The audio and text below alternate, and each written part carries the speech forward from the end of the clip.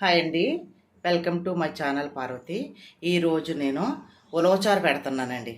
ఉలవచారు అంటే మామూలుగా మనం ఉలవలు ఉడకబెట్టి పెడతారు రెస్టారెంట్లో. అది ఉలవచారు అనేది చిక్కగా అలా ఉంటుంది.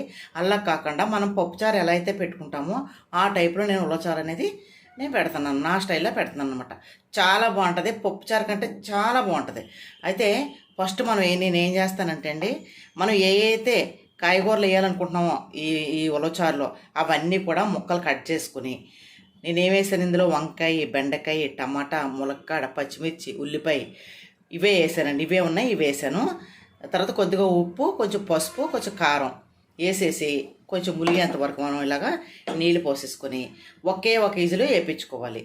ఓకేనా? ఇంక ఇందులో సాంబార్లో వేయాల్సినవన్నీ ఇప్పుడే ఉడకబెట్టేస్తున్నాం మనం, ఇంకేమీ వేయమన్నమాట. అయితే నేను ఏం చేశానంటే ఉలవలో పొడి చేశాను. అవి ఏం వేసానో అది కూడా చెప్తాను మీకు. ఇది మాత్రం ఫస్ట్ ఒక విజిల్ వేపిద్దాం. ఎక్కువ విజిల్ వేసామనుకోండి ఈ సాంబార్లో ముక్కలు పేస్ట్ అయిపోతాయి. అందుకనేసి ఒక విజిల్ వేపిద్దాము. ఓకేనా? చాలా బాగుంటుంది, ట్రై చేయండి. ఈ లోపల మనం కొద్దిగా చింతపండు నానబెట్టుకుందాం. ఇదిగోండి, నేను సాంబార్ పొడి ఎలా తయారు చేసుకుంటానంటే, 1/2 కిలో ఉలవలు తీసుకున్నాను. 1/2 కిలో కంటే 200 గ్రాములు పెసరపప్పు, 200 గ్రాములు శనగపప్పు, 200 గ్రాములు కందిపప్పు, ఒక పెద్ద స్పూన్ మిరియాలు, అలాగే ఒక 10 ఎండుమిర్చి, అలాగే ఒక 2 స్పూన్లు మెంతులు. ఇవేనండి. చక్కగా దోరగా వేపుకొని అవన్నీ కూడా వేరువేరుగా వేపుకొని ఇది ఇలాగా పొడిలాగా చేసుకోవాలి. ఇందులో మిరియాల ఘాటు ఉంటుంది, చక్కగా మంచి మెంతుల ఫ్లేవర్ ఉంటుంది, అలాగే పెసరపప్పు, శనగపప్పు అన్నీ ఉంటాయి. ఈ పొడిని నేను డబ్బాలో పెట్టుకుంటే కనుక 6 నెలలు చక్కగా అస్సలు పాడవకుండా ఉంటుంది. ఇది దగ్గర 4 నెలల క్రితం చేసిన పొడి ఇది. ఓకేనండి? ఈ పొడిని మనం ఇప్పుడు సాంబార్లో వేసుకుంటాం అన్నమాట. ఓకేనా? ఇప్పుడు పెట్టిన సాంబార్ దగ్గర 6 నుంచి 7 సరిపడా సాంబార్ ఇది. ఓకేనండి? సాంబార్లోకి ఎంత పొడి వేస్తానో చూదురు కానీ మీరు కరెక్ట్గా ఇంత వేసుకుంటే సరిపోద్దండి పొడి. అది ఎలా వేసుకోలేదు చూపిస్తాను మీకు. ఓకేనా? అయితే ఇప్పుడు మనకి ముక్కలు ఉడికిపోయి విజిల్ అయిపోయింది. ఒక విజిల్ కొంచెం వేడి వెళ్ళిన తర్వాత మనం విజిల్ తీసేసి ముక్కలు చూపించి పులుసు పోసుకుందాం. ఇప్పుడు ఒక విజిల్ అయింది కదా, మనం మూత తీసాము. ఓకేనా? ఇంక ఇప్పుడు మనం మూత తీసాం కదా, ఇంకేమీ కలపొద్దు. చింతపండు పులుసు పిసుక్కొని పక్కన పెట్టుకున్నాము, ఇది వేసేసుకున్నారు.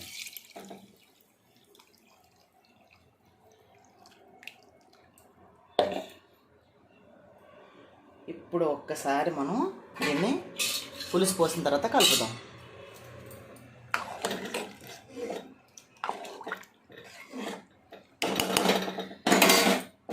ఇప్పుడు మనం స్టవ్ వెలిగించుకొని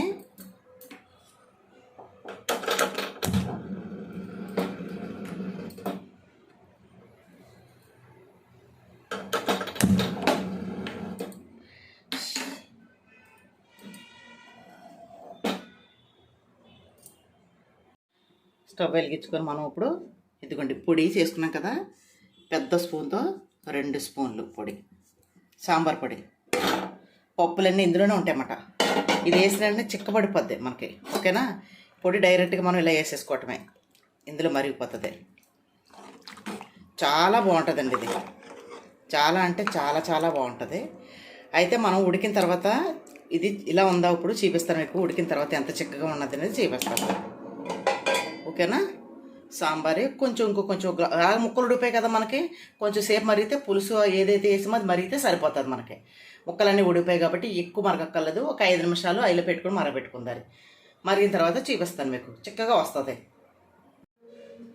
చూసారా? ఆల్రెడీ మరగాడుతుంది కదా. మూత అది ఏం పెట్టుకోకూడదు. ఇదిగోండి ఫ్రెష్ మునగాకు, మన రెగ్యులర్ వంటల్లో వాడేది మునగాకు, ఫ్రెష్ మునగాకు. మునగాకు తినాలి అని చెప్తారు డాక్టర్లు. ఏ రకంగా తినాలనేది జనాలకు అర్థం కాదు. అర్థమయ్యే వాళ్ళకి అర్థమవుతుంది, తినేవాళ్ళకి అర్థమవుతుంది, తినని వాళ్ళకి అర్థమవుతుంది. కాబట్టి ఇలా పప్పులు వండుకున్నా, పప్పుచారు కాసుకున్నా, చక్కగా మనం ఏదన్నా ఆకుకూరలు వేపుడు చేసుకున్నా వేసుకుంటే అండి, మునగాకు ఇక్కడ పచ్చాకంగా తినాల్సిన అవసరం ఏమీ లేదు కదా. మునగాకు నువ్వులు పొడి చేసుకున్నా, సాంబార్లు ఇది నేతాకు కదా, చక్కగా ఒక 5 నిమిషాలు ఉడికేటప్పటికి ఇది కూడా ఉడికిపోతుంది. చాలా బాగుంటుందండి. ఇది చిక్కగా పెట్టుకోకూడదు, ఇలా పలచగానే పెట్టుకోవాలి. ఇది అయినా ఇది ఉడికేటప్పటికి కూడా చిక్కబడిపోతుంది. ఇప్పుడే కదా మరుగడుతుంది. ఇప్పుడు మనం మరగనిద్దాం. ముక్కలు చూస్తారా, ఒక విజిల్ వేసాం కాబట్టి అస్సలు వెళ్ళలేదు. తర్వాత చింతపండు పులుసు వేసేంత వరకు కూడా మనం ఇక ముక్కలు బెండకాయ ముక్కలు ఇట్టే ఇరిగిపోతాయా, అలాంటిది ఏ ముక్కకు ఆ ముక్కలు తినేవాళ్ళకి చక్కగా ఇలా ఉంటే బాగుంటుంది.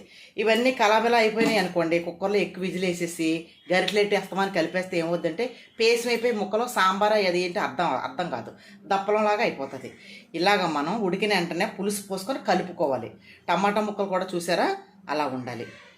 ఓకేనా? కరెక్ట్గా మనం మరగట్టింది కదా, మరగనిద్దాం. 3 నిమిషాలు బాగా మరగనిచ్చి తాలింపు వేసేసుకుంటారు.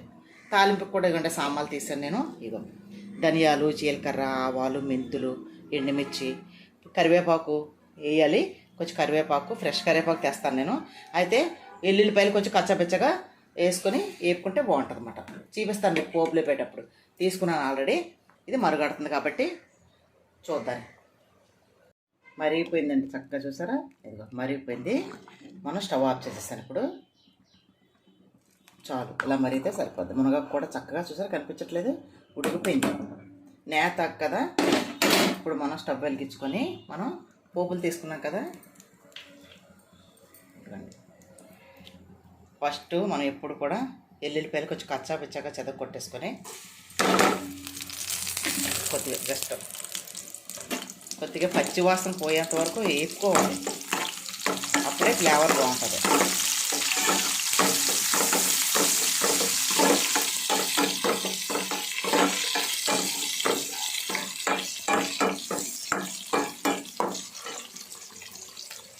ఇప్పుడు కొద్దిగా మనం ఇంగ వేసుకుంటారు.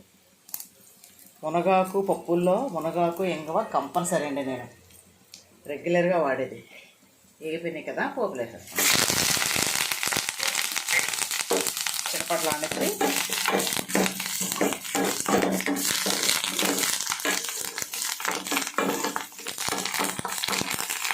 ఆవాలు ఎప్పుడు కూడా చిరపట్లు ఆడాలండి. సిమ్లో పెట్టుకుంటే కనుక తొందరగా వేసి చిరపట్లు ఆడవు. కొంచెం ఐలోనే పెట్టుకొని పోపు ఎప్పుడు కూడా వేసుకోవాలి. ఆవాలు చిరపట్లు ఆడితేనే పప్పు అయినా పప్పుచారు అయినా బాగుంటుంది.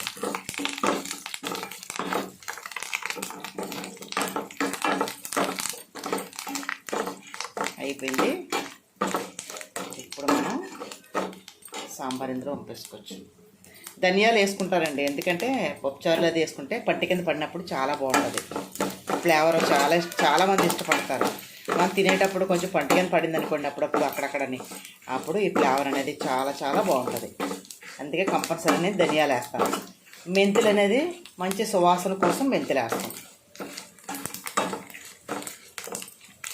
చూసారా ఆవాలు చిరపట్లు పడుతున్నాయి కదా. ఇప్పుడు మనం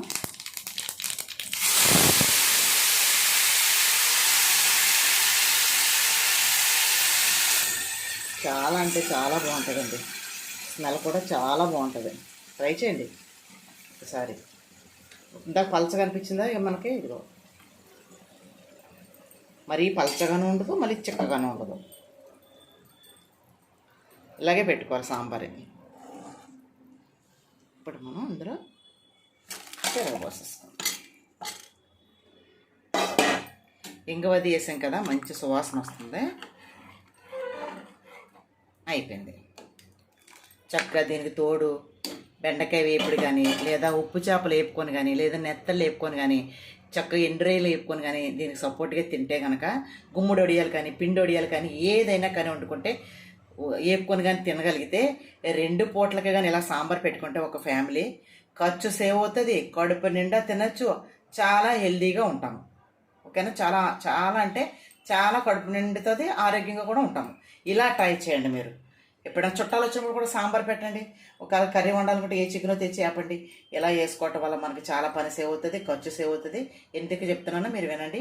సాంబార్ పొడి మాత్రం ప్రిపేర్ చేసుకుని ఇంట్లో పెట్టుకోండి. పప్పు ఉడకబెట్టి చేసే సాంబారు అది వేరే రుచి ఉంటుంది, దానికంటే మించి ఉంటుంది. మీరు కూడా ఒక్కసారి ట్రై చేయండి. మీకు కనుక నచ్చినట్లయితే ఛానల్ సపోర్ట్ చేయండి, సబ్స్క్రైబ్ చేసుకోండి.